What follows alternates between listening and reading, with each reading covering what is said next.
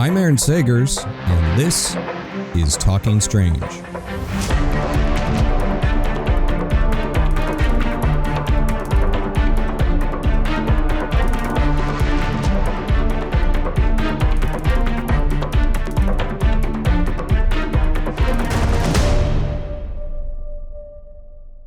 Aloha, spooky nerds, and welcome to Talking Strange, a paranormal pop culture show with the Den of Geek Network, where we discuss the entertainment of the unexplained. I am your host, Aaron Sagers, journalist, author, researcher of pretty much all things weird, and currently seen on Travel Channel and Discovery Plus's Paranormal Caught on Camera. And let me tell you a little bit about the movie that we are going to be talking about today. It is called Hellbender. And on Thursday, February 24th, the horror streaming service Shudder unleashes this new critically acclaimed film. It's both a cult horror, it's a coming of age story, it's a story about mothers and daughters, parents and children.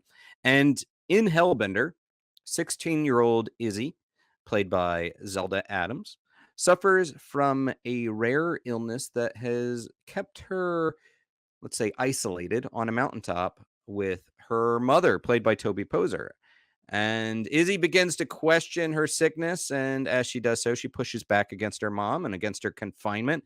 She befriends Amber, played by Lulu Adams, who is another girl on the mountain, and it would seem that Izzy's newfound happiness is derailed after she eats a live worm. I think we can all relate to that. That's part of a juvenile game, and she discovers an insatiable, violent hunger awakened within her. And to understand the hunger, Izzy must learn the dark secrets of her family's past and the ancient power in her bloodline. Now, Hellbender, it's the latest film from the upstate filmmaker family, the Adams. It's written, directed, produced, scored, edited by Toby Poser, by John Adams, by Zelda Adams, and it is the sixth feature from the Wonder Wheel Productions, which is the family-run production company founded by Poser and Adams and their kids. So, with all of that set up, let's go ahead and bring these folks in, and we have a trio of them all together. So let's bring in Toby, John, Lulu. Hey guys, and Hi. you're not alone, because I also have Zelda right here. Hello. Hey, it's the whole family together. I appreciate you guys gathering together for this. Okay, so in as much as you could say, so the trio, you guys are currently in the Catskills right now? We are. We're up outside of Roscoe, New York. Okay, all right. And Zelda, whereabouts are you? I kind of expected Lulu to come in from somewhere else, and then you to be with mom and dad. But where are you at?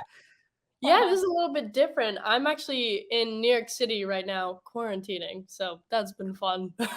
Right on. Well, as I was saying to your dad backstage, I'm in Brooklyn, so who knows, you might hear, instead of the sounds of chirping birds like you might hear in the Catskills, you might hear just traffic and people shouting at each other. That's our natural, that's our wildlife of If you hear any Brooklyn. sirens, yeah, I'm sorry. Yeah. Well, okay. To begin with, let's ask, what is a Hellbender? And why don't Zelda, why don't you answer that question? What's a Hellbender? Sure. I mean, Hellbender is a totally new mythological creature that, we developed on our own. We call it a mix between a demon, an apex predator, and something else. What did we call it, Toby? A witch. And a witch, right. But we don't ever really try to use the words witch because we didn't want to make another witch movie. We just wanted to create something entirely new. So a Hellbender is a creature that feeds off the fear that pumps in blood. And yeah. All right. Does anyone else want to weigh in on that? John, Toby, Lulu, on what a Hellbender is? Sure. They're also they're from a matrilineal descent, and these particular hellbenders rock out on a mountaintop, casting their spells to rock and roll from way up, like Merlin on a mountaintop. That's how these hellbenders practice their magic. There is, yeah, there is kind of definitely a metal vibe to this a punk metal vibe to this movie, which I really like. Yeah, and we'll talk a little bit about the music a little bit later, but I do want to tease out Hellbender is also, yeah, the name of the band that Mother and Izzy are they create and create music in their, I guess, their basement, right? Yeah. So we'll talk about that a little bit more later. But I want to get a sense of who these characters really are when we first meet them. Toby, who is Mother, and then I would even say, is she a good mother?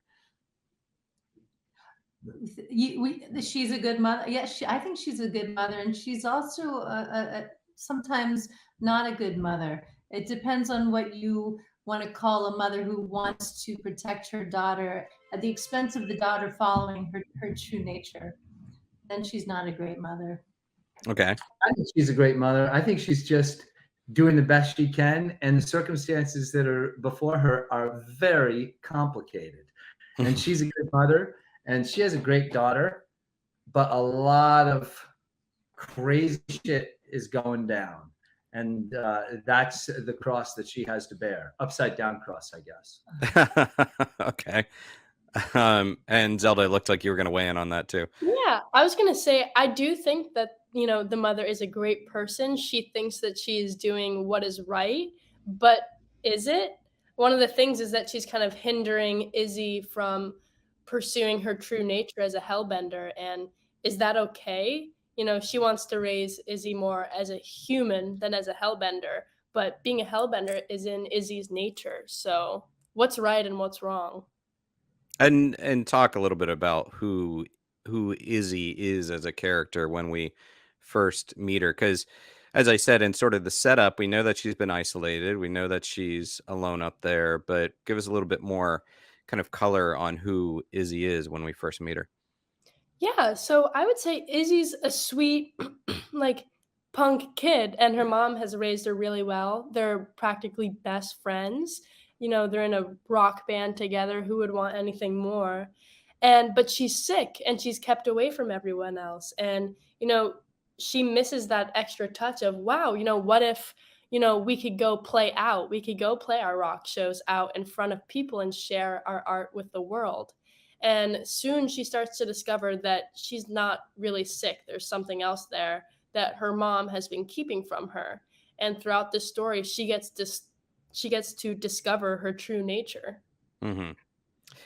Well, actually, that's a perfect segue. We actually have a little bit of a clip here that I'm going to throw to, and when we come back, I have some additional questions. But let's go ahead and take a look at I would say, pivotal moment from Hellbender dropping on Shudder on February 24th. In celebration of our new friend and her first tequila shot, I will place in one of these cups not the typical dead worm you'd find at the bottom of a bottle, but a real, live, bloody bodacious earthworm.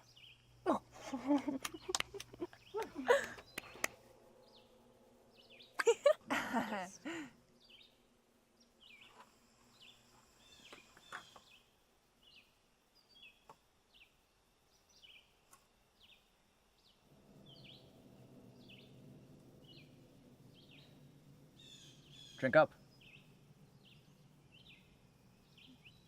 I'm vegetarian. You were a vegetarian. Now you're a wormitarian. Oh, come on, guys. Leave her alone. I'll have the worm. No, them's the rules. You get the worm, you eat the worm. Come on, kid. It'll give you superhuman strength. Hold your nose. You won't even taste it.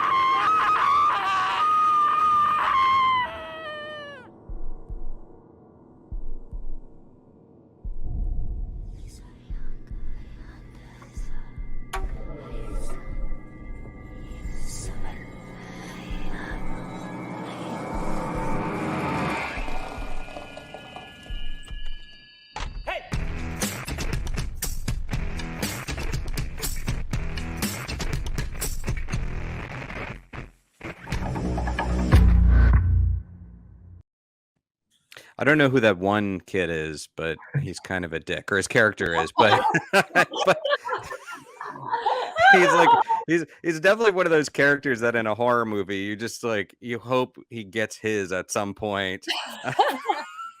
But he is the only one who went back for the tequila bottle. So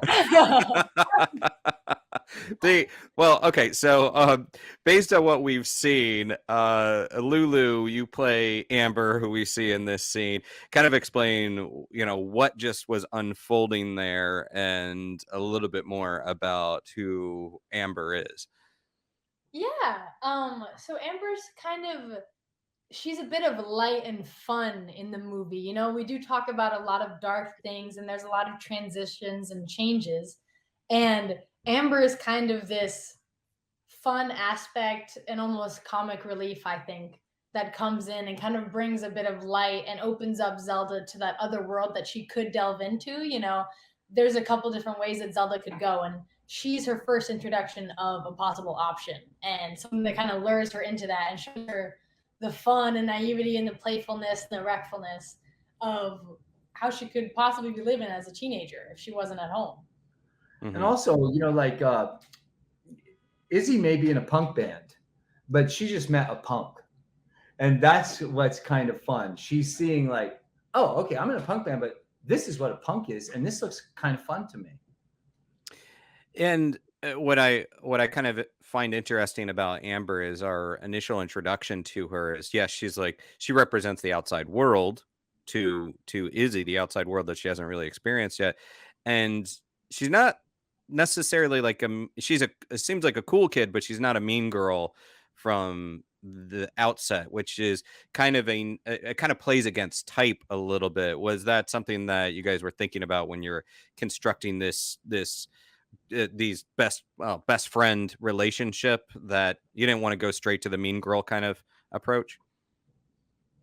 Yeah, I like to think that Amber herself has, she lives in isolation as well, not to the extent that Izzy does, but she says, well, my house isn't nearly this nice, and she's crashed the Sidiots' house, she calls them, because her life isn't so swell either. So to me, there's a nice balance there between them, that if they were to be able to explore friendship, they're both looking for something that they don't have.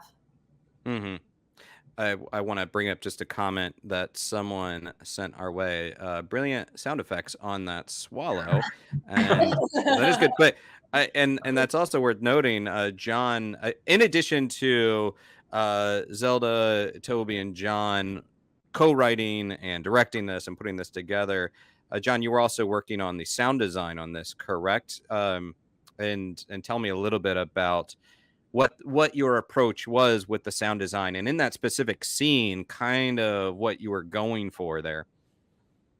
Yeah, I love doing sound design. Sound design is super important to our movies, because since we don't have a lot of money, another way that we can tell a story is through the sound. So the band's music was really important. The lyrics within all the music is very important, because it does tell a story and it helps us with our production. But like sound design, like the worm hitting the glass and the little things that start happening when Izzy starts feeling these powers are really important, because visually it's really hard to tell that story, but sound wise, trying to find original offsetting kind of dissonant little stingers, they really help people begin to feel like maybe what this kid is feeling. And that was the hope with the sound design. And the other hope was to try to be original, try to find something different than maybe the general sound trappings of horror movies. Mm-hmm. It's fun because we bring our little Sennheiser mics with us anywhere we go. When we were making this film, we were traveling around a lot, and we were also biking around a lot with our camera bags like strapped on our shoulders. And when we were biking, we were on the coast, so our bikes got really rusty and nasty. And I was going down like this little alleyway, and I was hitting the brakes, and this huge screech got let out. And John was like, do that again. And he like whipped out the mic and recorded the screech of like the bike. And a lot of like the soundtrack of Hellbender, the sound effects are made from like a distorted version of that bike screech. It's so interesting. It's all so homemade. Yeah. Well, I again another comment from someone that's like, this mud is particularly squishy. Let's record it. Literally. yeah. Yeah. That must be a cousin of ours. I mean, that sounds like a cousin or an uncle. Yeah, The- sometimes if John is recording something, doing something downstairs, and we're walking upstairs, and we step on a certain floorboard, he'll be like, "Do that again about 10 times." You know, and and then he'll kind of put it backwards, and it makes the coolest sound. There's this sense that, and again, it's kind of teased in the synopsis, but there's this sense that Mother has a past, and we kind of learn about that a little bit. I think in the promo copy, it's dark secrets of Izzy's past and the ancient power in her bloodline. Is Mother really truly beyond her past, Toby? I don't think so. I think there's a little bit of the kind of mother who sneaks off to take a nip of this or a toke of this or that when her kids aren't looking. I think I don't think she's extending the kind of carnage that she once did.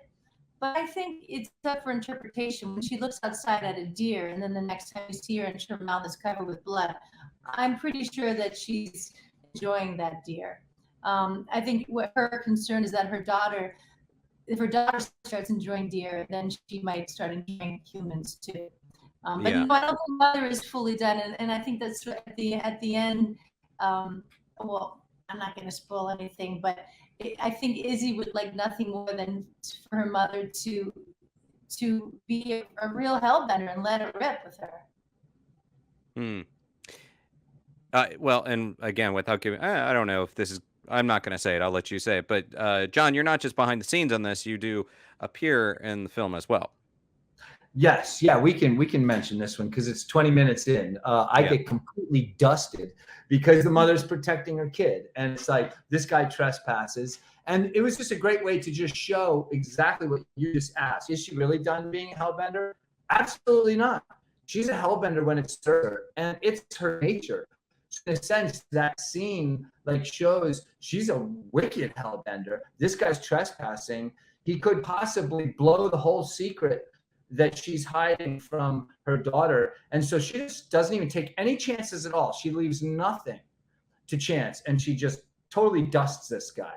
Also, since we're a crew of 3, it was a lot easier for me just to get dusted and get back behind the camera and film and do audio and let these guys run the show because they're really great actresses and fun to watch. So it was also a little bit of like, I think I just want to get killed so I can just get behind the camera.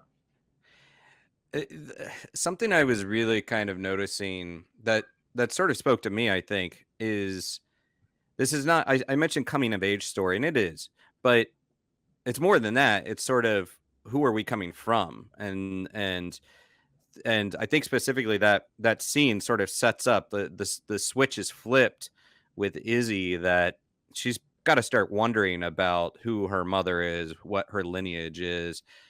I kind of want both Zelda and Lulu to speak to this story about, do you find that there's an appeal in wondering who are we really, who are we coming from, questioning the idea of who our parents are?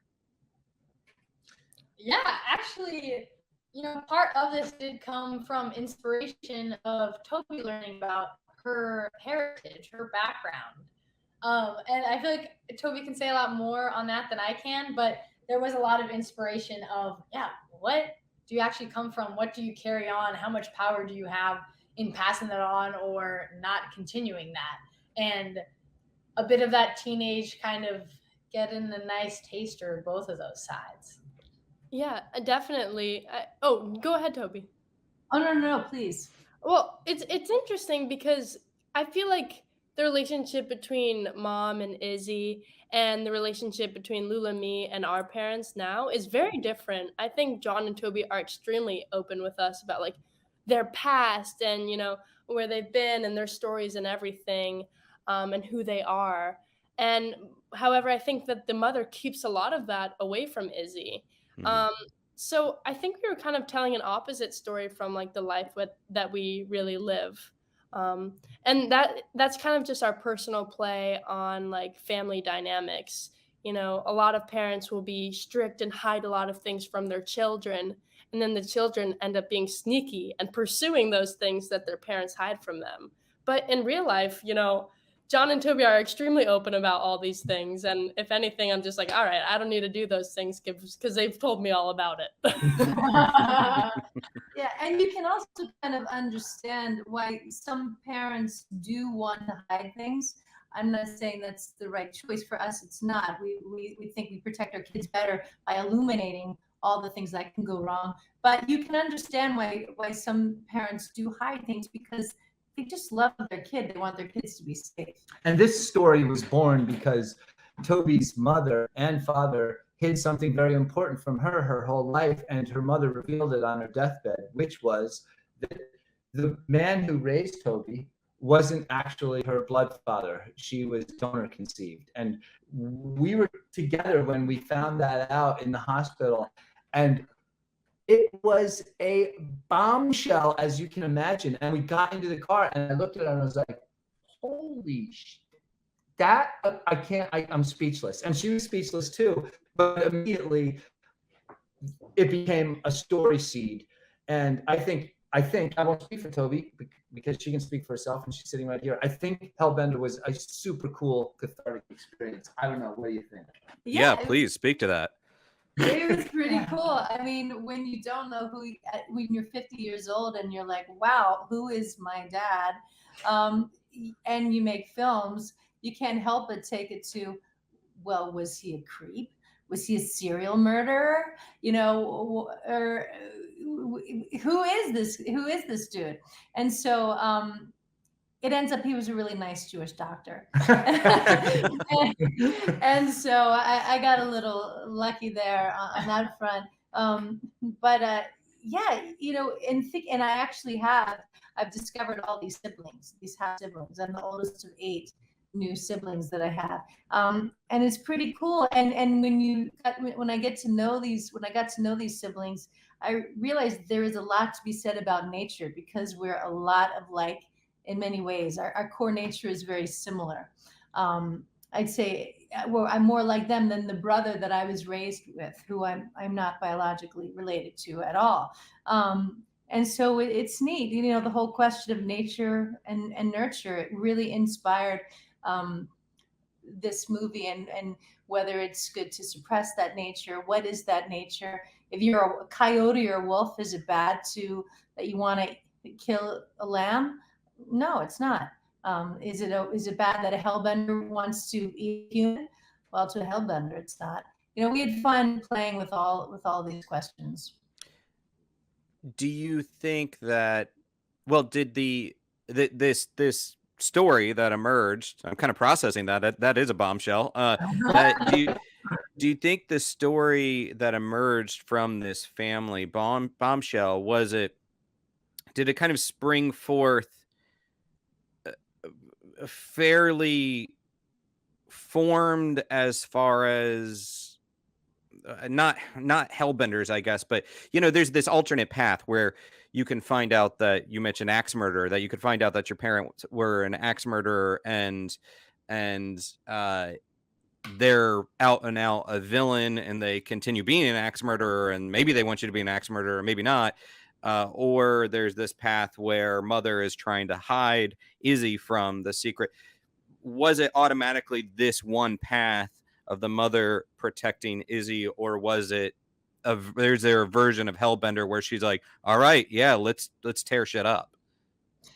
You know, it's such a great question, Aaron. When we were first planning, you know, starting to shoot Hellbender, we had a very different story in mind, and the pandemic actually changed that and whittled it down to something much more intimate, which is the Hellbender we created. But at first, you know, they were going to be these really monstrous things whose jaws could unhinge like a snake and drop to the floor, and humans could probably walk inside of it. You know, they were so monstrous, and they ate babies, and you know, so there was a time when we were going to go in the direction of real evil and carnage, and the mother, and there was going to be a big, blowout between the old Hellbender and the new generation of Hellbender, and we realized we weren't quite up for that, and it didn't. And in the end, it was a fantasy. So we shifted to the other path, which is the path that we have. It's like the shark not working in Jaws created a better movie. Sometimes I wouldn't say this is a quieter movie by any stretch, but it's having to make more of those intimate choices, I think, works in its favor. In fact, I would say really a compliment I could give this movie is that it really feels balanced, because it's not just evil mother, horrible kid, evil kids,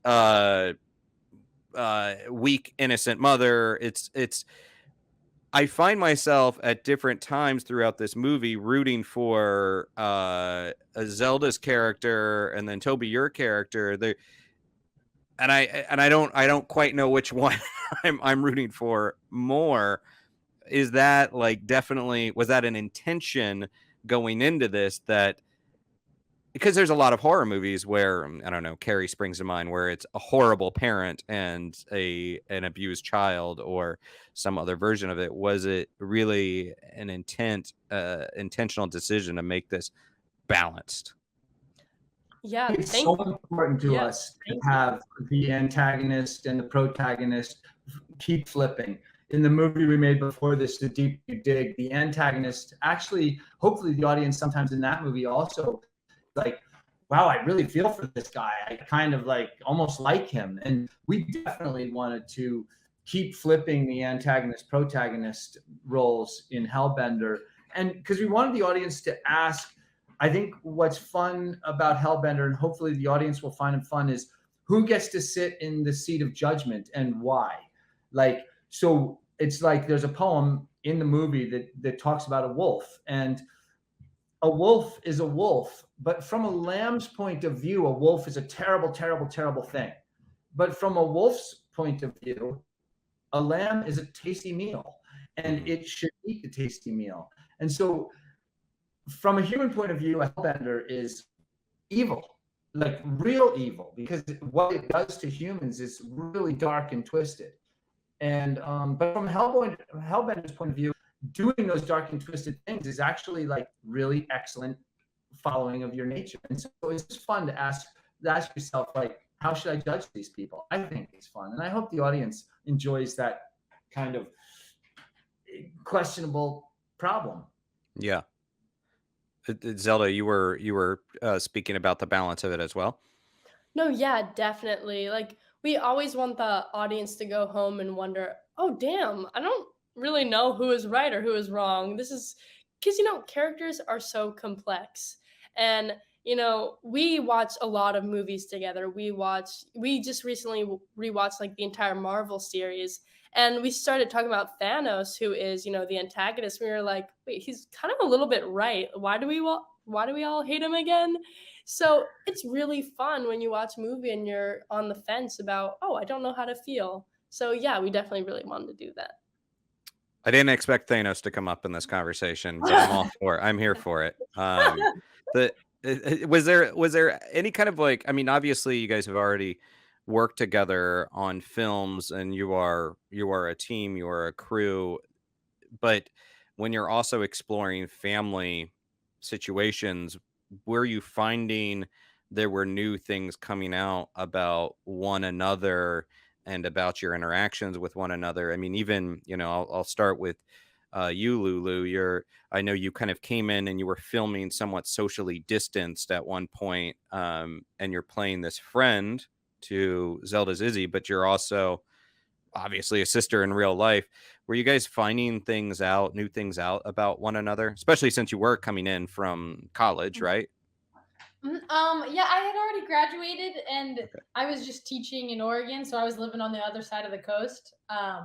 But I came back for a summer, and we did some of those summer shots by the pool with the worm, and then also did some filming over down on the West Coast, up in the Pacific Northwest.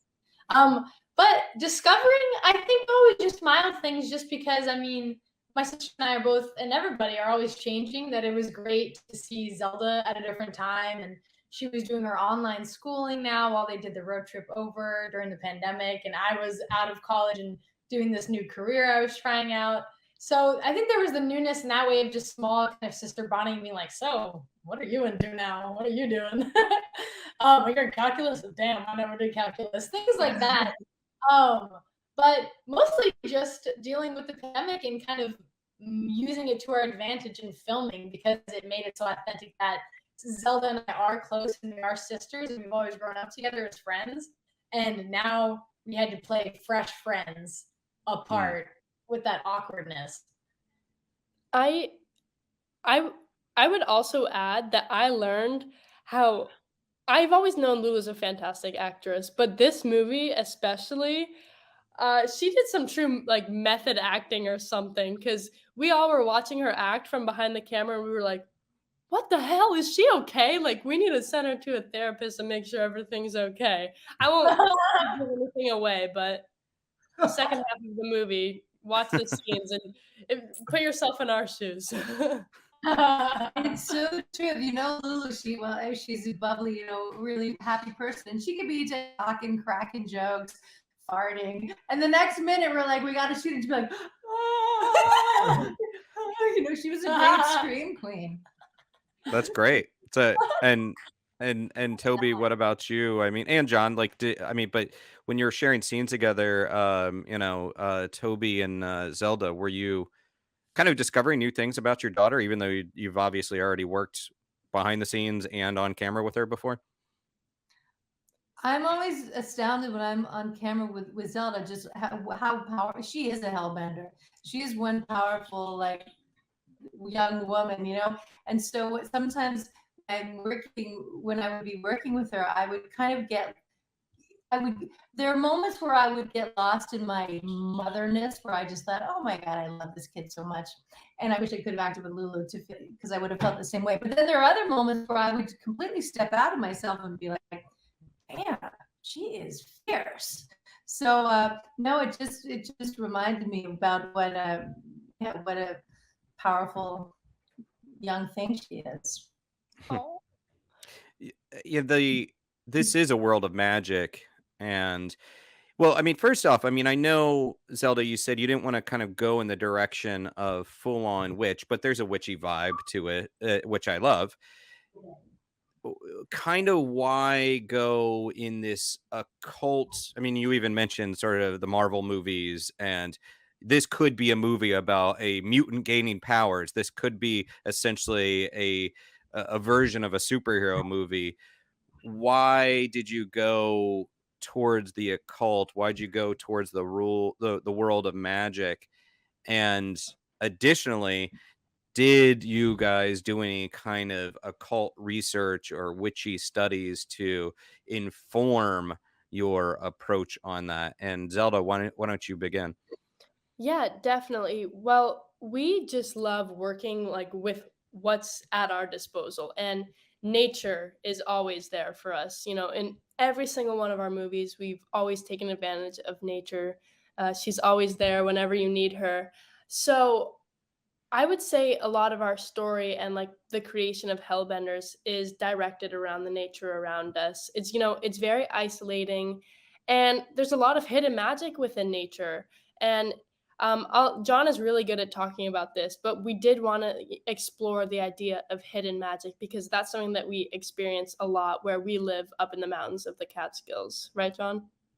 Yeah, you nailed it, kiddo. Absolutely. We live in beautiful spaces, and you see the clouds blow in, and you see the algae and the ferns, and you ask yourself, you're like, there's magic there. I just don't know how to harness it, but I know it's there.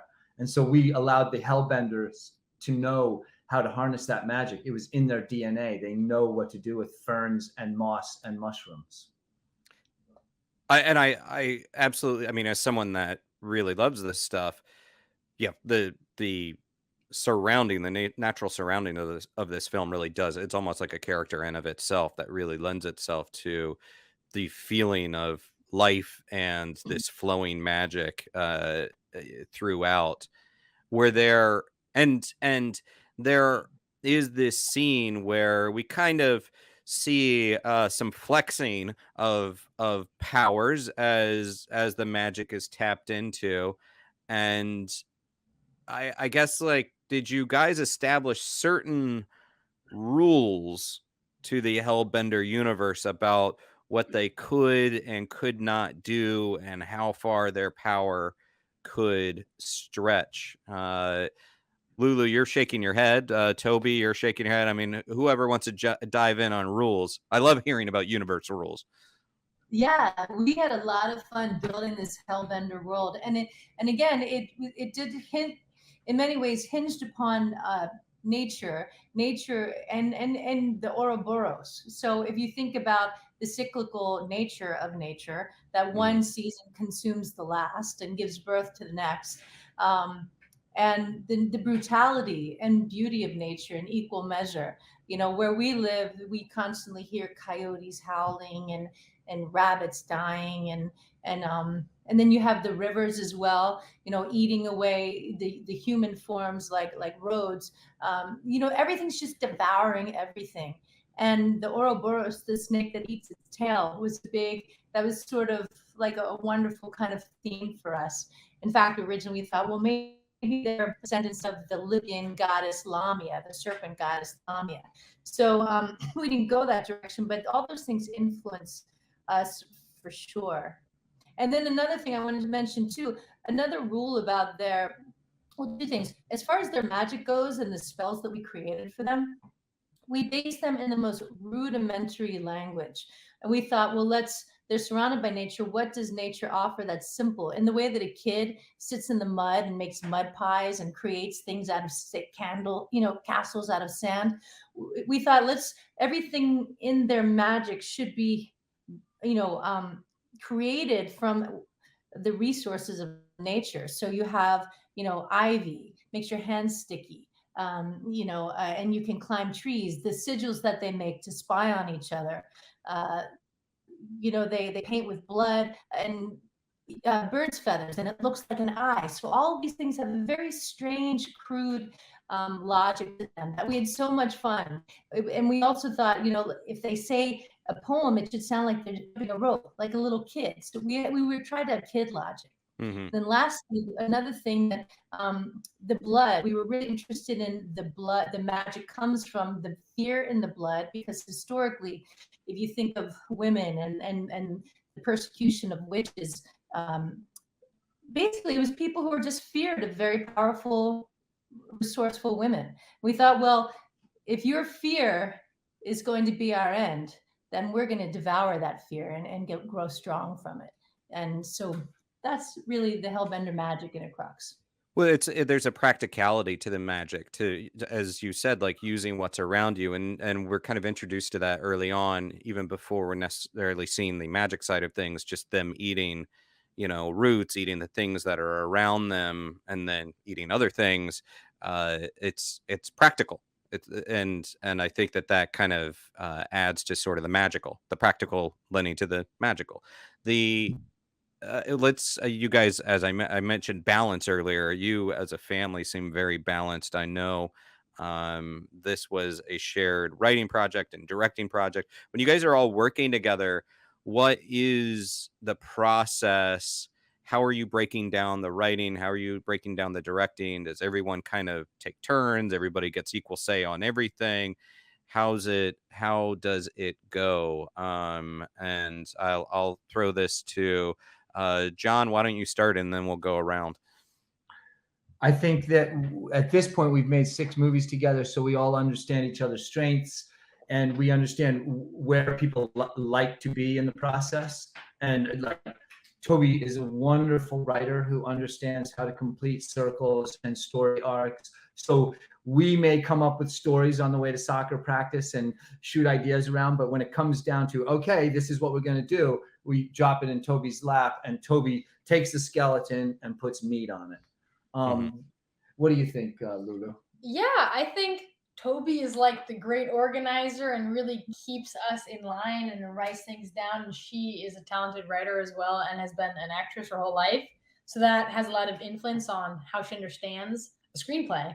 And then John creates the music, does all the sound effects, does all the editing on the computer, and then everybody kind of has a fair share in like setting up the mic if someone needs to record something.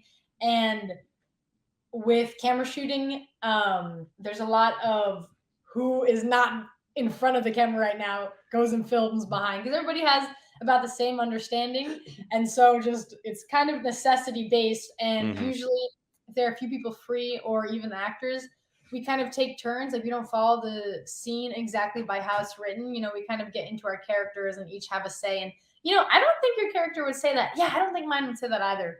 How about you think of something, you think of something, let's try each of those lines or each of those shots. And like Zelda's really great at creative movement shots, and she really ran the drone most of the time in Hellbender. And so Zelda had a lot of that say in movement and creativity behind the camera. Toby and Zelda, do you want to weigh in any further on that? I think one of the most what's it called, unforgotten like roles behind the camera is the BS monitor, and that's Lulu. We always bring a scene to her and say, what do you think about this? And she's like, my BS monitor says it's not good enough, or it's not scary enough, not bloody enough. So you can always rely on her. Lulu, for the times that you were not automatically there, were you still seeing dailies? Were you still kind of patched into the production?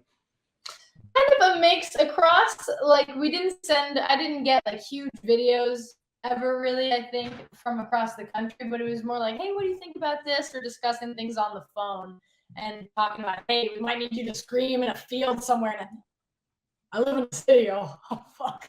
I got to go find a park to scream in and get out of there real quick after and have no questions. Yeah, that can be difficult. But, and a good test of like any good Samaritans right around you, I guess. I know we're kind of winding down on time. I have to ask about the music. First off, like the music really kicks ass in this, and I know that again, like that is a product of the family coming together. Who was really taking lead on it? Who was writing it? Like just walk me through this music production, and also are we able to listen to the Hellbender music outside of watching it on Shudder? So whoever wants to dive in with that. Yeah, sure.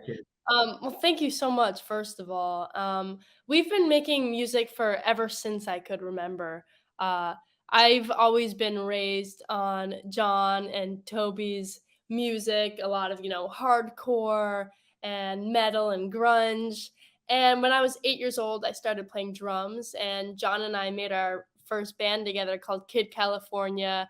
And we did some like live shows. That was really fun. But then I started getting more into singing, and so too did Lulu and Toby. So that's where Hellbender, our band, but all of the E's are sixes. So we have some 666 action. That's fun. But that's where Hellbender was born. And we kind of combined all of our musical interests together. So it's a really wonderful combination of a lot of different styles. And I think within the past couple of years, we've definitely started finding ourselves. And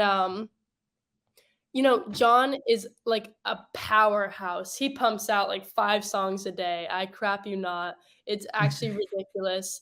We'll come home from filming and he's like, yo, check out this riff. And we need to put your voice on this right now. And Toby, Lulu, and I will all sing on it. And because we're related, they each have like these similar sounds. And it's really cool when we layer them together. And a lot of times the music comes first, and then we film around the music, because it's really fun shooting along music. It just provides that tone that we need and really brings the story along.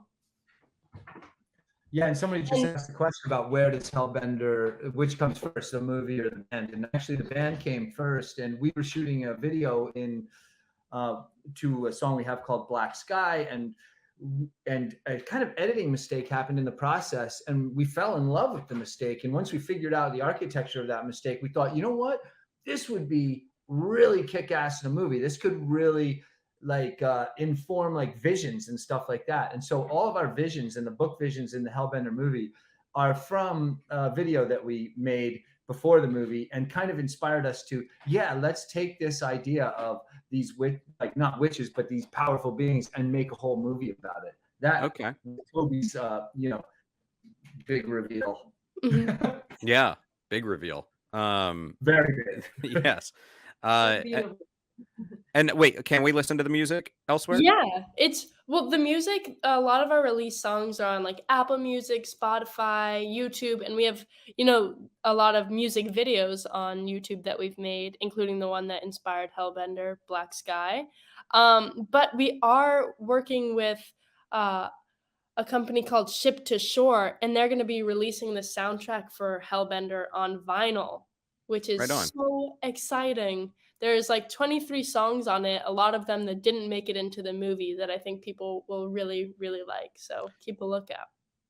I guess before I let you go, the world that you've set up could be larger than just the characters that we're seeing here. And we know that there is history to Mother, at least, in the lineage.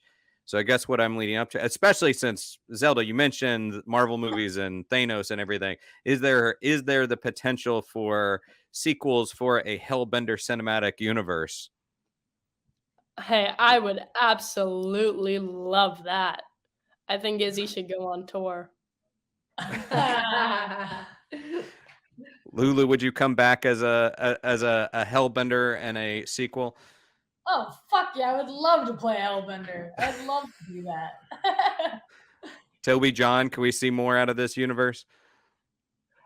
Oh, it'd be so fun. Just like all the people in the music industry getting ripped apart by a Hellbender band. I mean, how great would that be?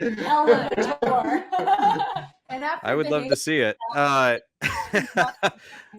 Well, guys, I've taken up a lot of your time. I really appreciate you being here. I'm going to take you guys into the backstage, so hang out with me for just one moment. But the movie is Hellbender. It is dropping on Thursday, February 24th on Shudder, the horror streaming service. And I'm very appreciative to have Zelda, Toby, Lulu, John, all the family of the Adams family and the creative team behind this. I can't wait to see what you guys have up next. So thank you each for your time. And hey, it was a hell of a movie, and people need to check it out as soon as it drops. So thank you guys so very much for your time. Thank you. Thanks so much, Aaron. And guys, I want to thank you for listening, and do check out Hellbender. Seriously, it is so worth your time. It's, horror movies. I love horror movies, and it's so nice when we see like an indie movie and one that really has passion behind it and really shines. And I can honestly say that is true for Hellbender, and not just me, because last time I checked, it has 100% on Rotten Tomatoes. It is certified fresh. So check it out. Meanwhile, thank you for joining another Talking Strange. Don't forget to subscribe on YouTube. Download Talking Strange every week on Apple Podcasts and Spotify. Give us a little, nice review, rating. Give us some love. We like some love. And also, give me a follow on Instagram, Twitter, Facebook, Patreon at Aaron Sagers. Watch our interviews at youtube.com/denofgeekus. And hey, until next time, be kind, stay spooky, and keep it weird.